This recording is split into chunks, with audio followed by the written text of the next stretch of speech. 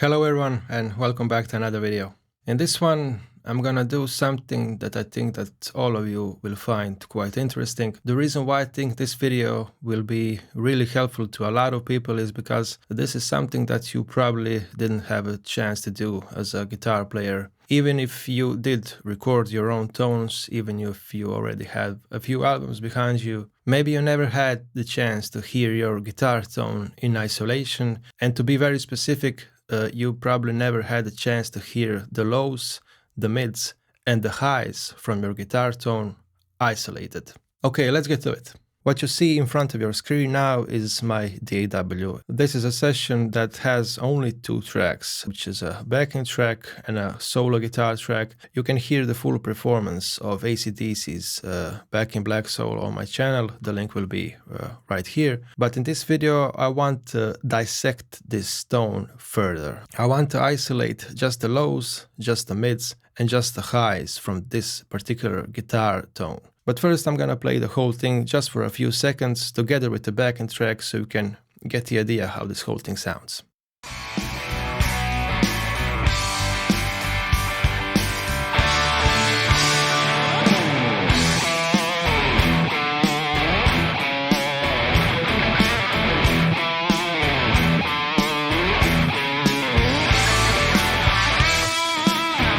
Now I'm gonna isolate just the solo guitar track.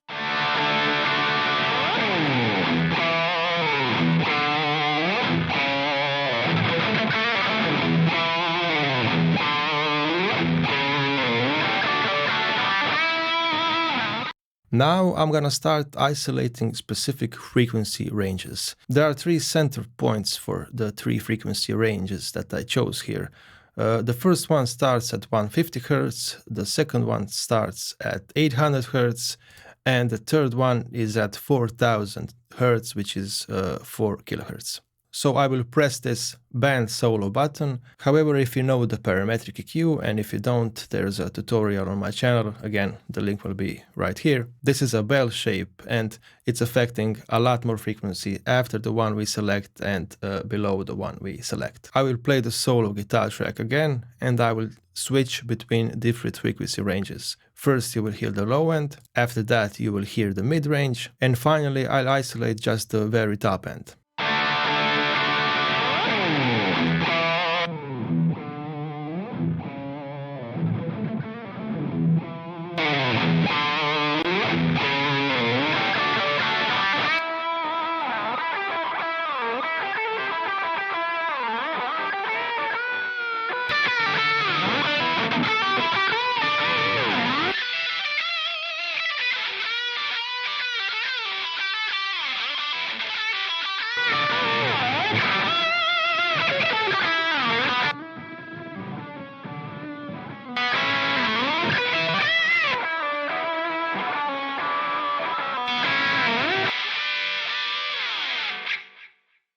Let's play the low end part of the sound one more time.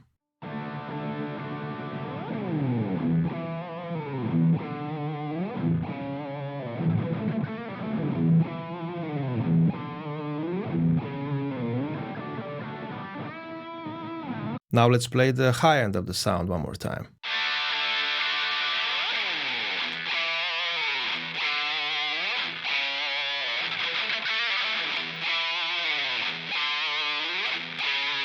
Actually, I don't want to solo this band for too long, because honestly, on its own, it does sound a bit nasty, doesn't it? It's the very top end. It's fizzy, scratchy, hissy, and all that kind of bad stuff that goes along with very overdriven amps. However, guitars live in the mid-range, and I'm gonna isolate the mid-range, which in this case technically spans all the way from 200 all the way up to 5000 Hz, but this is the mid-range.